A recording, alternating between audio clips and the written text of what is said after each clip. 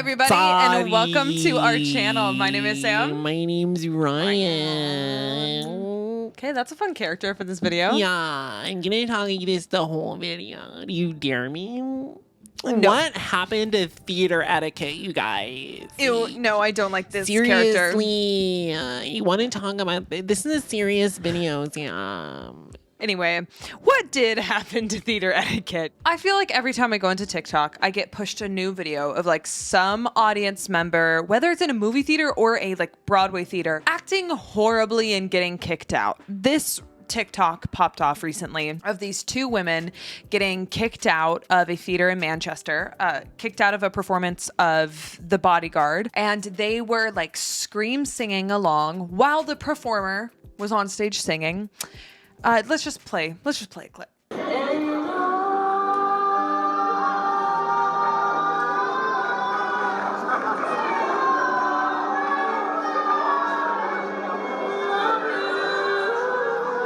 People then proceed to start yelling, saying like, get them out of here. Get them out of Shut there. up. Kick them out. Shut up. I feel so bad for this performer. I know, she was eating. Like, you could tell. She sounded great. Also, that TikTok goes on for like 50 more seconds. Yeah, and then other TikToks went viral of people recording security like actually kicking these women out, and of course they're going like, we didn't do anything wrong. We didn't do anything wrong.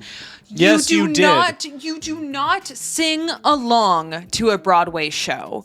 You do not film a Broadway show. You do not talk during a Broadway show. You do not eat a bucket of KFC during a Broadway show. Although would that you could. That would be great. There have been so many viral instances of people just losing all sense of etiquette during Broadway and theatrical performances. And it really blows my mind. I saw Moulin Rouge twice when it was on tour. And I think a big factor of this problem is people feeling like if they know the song, then they're allowed to sing along. Moulin Rouge is a jukebox musical. Every single song that was being performed, someone around me was singing too loudly. Like, not even during the fun, loud songs, don't sing along. Like, I am so beyond confused about like why someone would think, oh yeah, it's appropriate for me to loudly sing when everyone here is paying to hear the performers perform. Yeah, but that's not how people think. I mean, like, you used a C word, confusion. The C word that I would use is concern. I'm concerned. I'm concerned about the idea because you mentioned, like, you know, everyone's paid to be here. I don't think people think about it that way. I don't think they think of it as a communal experience. I think they think of it as a singular experience. And it's like, well, I paid $70 to sit in the mezzanine, so I get to do whatever the I want because I'm the most important person here. It's just sort of like a barometer. I don't know. I don't want to get too like poli-sci about this, but yeah. I kind of feel like the way citizenry treats the arts is a good barometer of like how that society is doing. And when the arts is just sort of thought of as this like very expendable, unimportant thing that we can talk through or shit on or even try to silence, you know, we see comedians being tackled. This was a while ago, but like when people would stand up with Trump flags during the post-curtain call Broadway Cares Equity Fights AIDS speeches, which is something that happened to me while I was on Broadway doing Wicked. It's concerning to me. I don't really care about like necessarily where it comes from. I just don't understand how we've gotten to a place, because the first place that my brain goes to is like, etiquette is kind of a classist thing. It's sort of like you have to, you know, only the rich and powerful learn proper etiquette. And like the notion of like theater, I'm going somewhere, I promise. No. The notion of theater etiquette comes from the fact that like attending theater was a very like top hat tuxedo culture. Sure. It was reserved only for the rich and powerful. And now that theater is becoming more accessible, I think that it is still widely inaccessible to many people, but it's becoming more accessible. It is not just for the highest echelons of the upper class. More people having access to it means that a broader variety of behavior is going to be experienced in the theater. But the idea of theater etiquette being a matter of class and that you have to take like expensive cotillion classes to learn not to sing along to a theater production or learn not to take your phone out when they've literally told you don't take your phone out. Yeah. This is not a matter of class or etiquette. This is a matter of common sense. And obviously, I'm getting a little heated because I have a bias as someone who like has to sing through, dance through, act through, and tolerate with almost a subservient level of restraint these audiences that can behave basically however they want to, and I can't do anything about it because if I start to shout them down, then I get either fined or fired. So of course I'm biased here, but I don't know. I maintain that it is extremely concerning and that also it's sort of like a barometer of how we're doing as a society. And just the fact that people think that it's the most important thing for them to be able to sing along than for the art to be enjoyed by everyone in the communal space, that it's a communal rather than an individual enterprise, and that that's lost on some people, just kind of makes me want to jump off a bridge. It's interesting because now looking at it through the lens of people who are theater fans, I still see this behavior. Naturally, the phone thing, it's like, don't record bootlegs. That's just super not allowed, so don't do it. But the second thing, I see a lot of people talk about how Moulin Rouge, apparently, they've introduced like a pre-show speech saying like, hey, don't like scream through this part of Roxanne when the Christian character does like this growl that like, went viral on TikTok. Even when I saw it on the tour, like the theater girlies were like, like when Roxanne was happening. And like, I get cheering for a show, like, but there are still times where like that's appropriate and when it's not. Yes, the time to cheer for a show? After the song. Number. There are literal built-in applause breaks. You unstoppable morons. You don't create your own. Now my brain just kind of goes to like, how does this get combated? Because naturally, there are more pre-show speeches and stuff getting added, but the pre-show speech of, hey, put your phone away has been there from day one, and like that worked. Doesn't get listened to.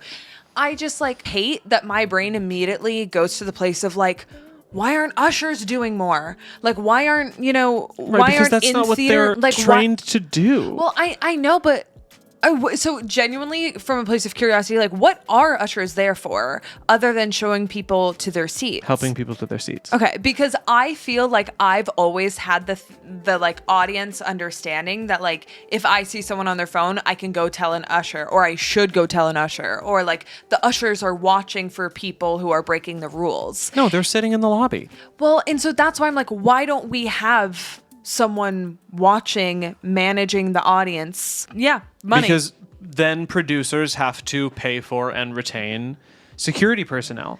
Yeah. And they don't want to pay for that. I just like, again, like it always, and like I've been, we have been preaching this sort of like notion of theater justice for a long time. But like in that video of those people singing along to I Will Always Love You, the onus, the responsibility to keep the show going and to maintain order fell on the actress that was alone on stage. Yes, there was kind of this like mob justice happening of people saying, get her out of here. But Homegirl is still on stage, singing and maintaining order. So it's just sort of this notion of like, just keep piling the responsibility of maintaining order on the people on stage and systemically and chronically continue to ignore the bad behavior of the audiences. And that clearly isn't working. Yeah. I think that either ushers need to get paid more, but also trained to have a more diverse skill set that includes security, or security people need to be hired to do these jobs. I think that there needs to be instated a zero tolerance policy for this kind of behavior, where there is an immediate protocol if it happens that doesn't sort of trigger after half the audience starts yelling for 40 minutes. And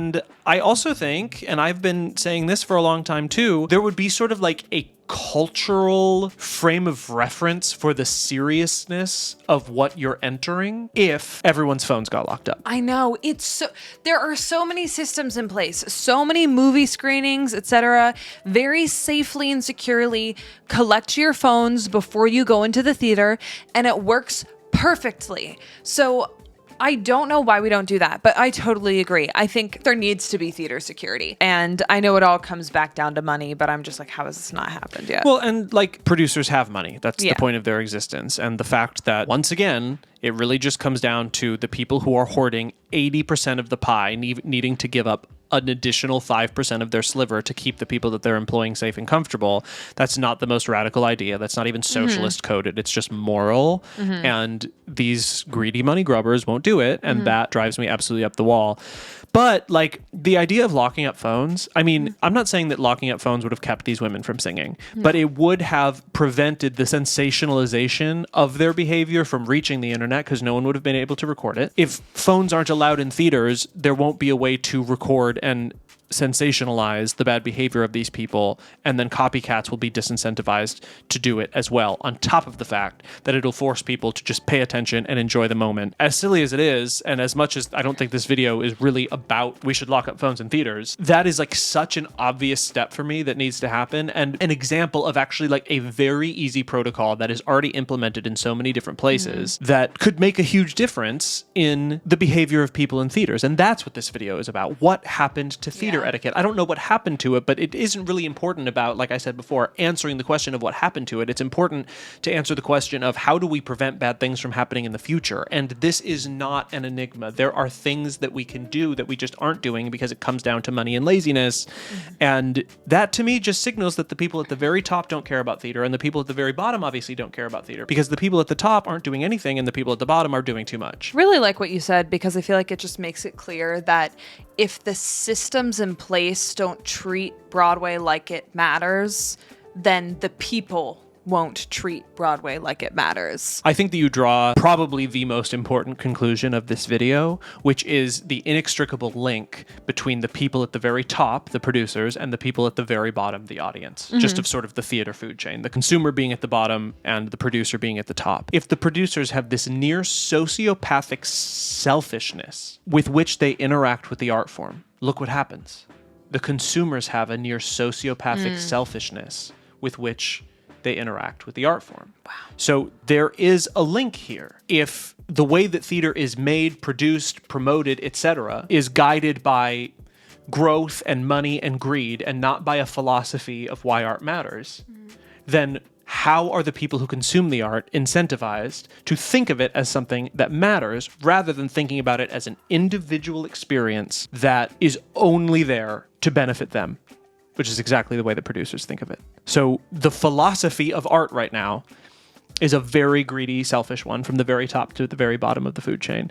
And that's why we're seeing these things. The philosophy of art has to change. And again, that's a cultural thing. I don't know why we're like this as a culture, that the arts are just like so unimportant or dismissible. But, you know, I think it's pretty obvious that that has got to change. Especially because, let's just be honest, those two women who were singing along with I Will Always Love You were so off-key, such terrible singers. No one should be subjected to that. That is a type of artistic violence that needs to be stopped immediately. The next time you go to a show, please be respectful. Think about how you're behaving. Don't make a TikTok about it. Yeah, I mean, just the bare minimum is put your phone away and be quiet. Just put your phone away and enjoy the show. And there are people who would argue that like theater etiquette is like wearing a suit and you can't wear a hat into a theater, and like what about your shoes and what, like, that's so stupid. That's like 1910s white people. But like at the very minimum, turn your phone off, not in airplane mode so you can still sneak a couple pics. Turn your phone off and be quiet. I just, and if you can't do that, just don't go. Like, Yeah, I mean this in yeah. the most respectful way possible, but like theater will not miss you. If you can't turn your phone off and be quiet, just don't go. I really, really think we can achieve that. I don't know. Call me optimistic. Call me crazy. Yeah, but I think that we could do at least that. I don't That's know, another man. episode of Sam and Ryan calling attention to problems that we alone can't solve. As always, be sure to like and subscribe. subscribe. And hey, have good theater etiquette out there, okay, fam? Okay. See you on the next one. Bye. Bye, Dottie.